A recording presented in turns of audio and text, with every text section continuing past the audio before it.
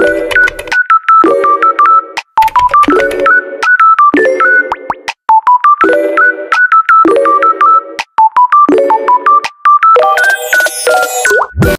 sini saya akan menjelaskan tentang materi perkembangan peserta didik biologis, motorik, kognitif, dan sosial emosional pada masa bayi.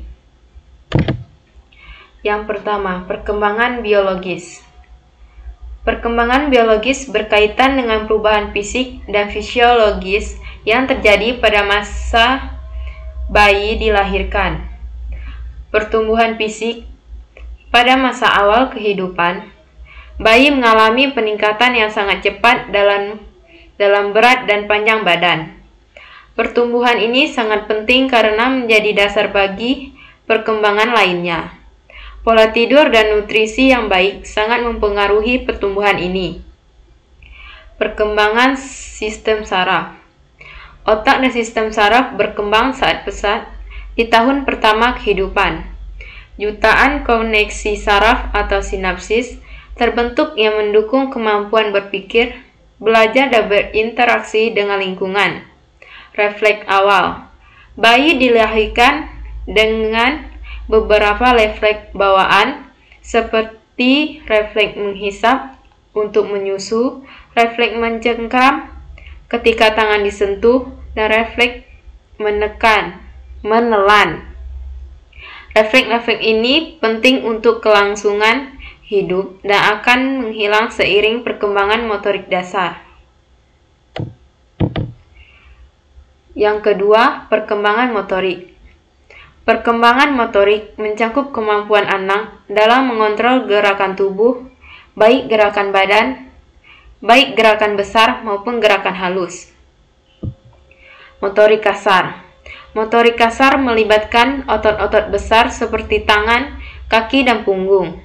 Bayi belajar mengontrol tubuhnya, dimulai dari mengangkat kepala, berguling, duduk, merangkak, berdiri, hingga berjalan. Setiap tahap menandai kematangan sistem saraf dan kekuatan otot. Motorik halus. Motorik halus melibatkan otot-otot kecil, terutama pada tangan dan jari. Perkembangan ini terlihat saat bayi mulai menggenggam mainan, memegang benda kecil, atau menggunakan jari untuk mengeksplorasi objek.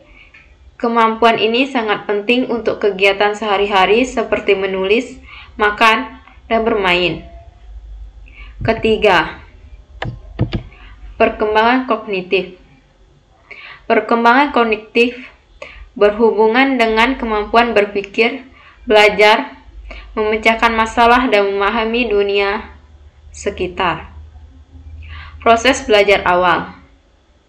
Bayi mulai menunjukkan rasa ingin tahu terhadap lingkungan, beraksi terhadap suara, cahaya, dan objek yang bergerak. Mereka belajar pengamatan dan eksplorasi sensorik. Memori dan perhatian.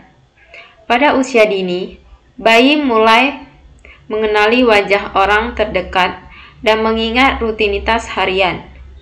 Kemampuan memperhatikan sesuatu untuk waktu tertentu juga mulai berkembang. Penyelesaian masalah. Seiring waktu, anak-anak belajar menyelesaikan masalah sederhana. Misalnya, mencari mainan yang disembunyikan atau mencoba membuka tutup botol. Ini menunjukkan kemampuan berpikir logis mulai terbentuk.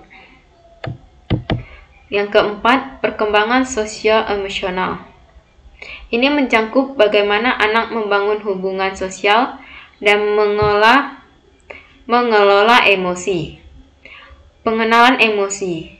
Bayi mulai mengenal dan merespon emosi yang lain, misalnya tersenyum saat diajak bicara atau menangis jika mendengar suara keras. Ini adalah dasar dari empati dan hubungan sosial. Ikatan dengan caregiver atau pengasuh.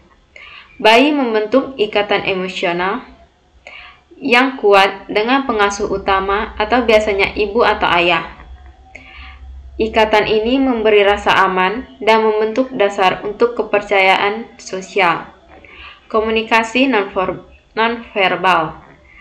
Sebelum bisa bicara, bayi menggunakan ekspresi wajah, suara seperti tangisan atau celetehan, dan gerakan tubuh untuk berkomunikasi. Respon orang dewasa terhadap komunikasi ini mempengaruhi perkembangan sosial dan bahasa bayi. Baik, sampai sini saja penjelasan yang saya sampaikan. Terima kasih.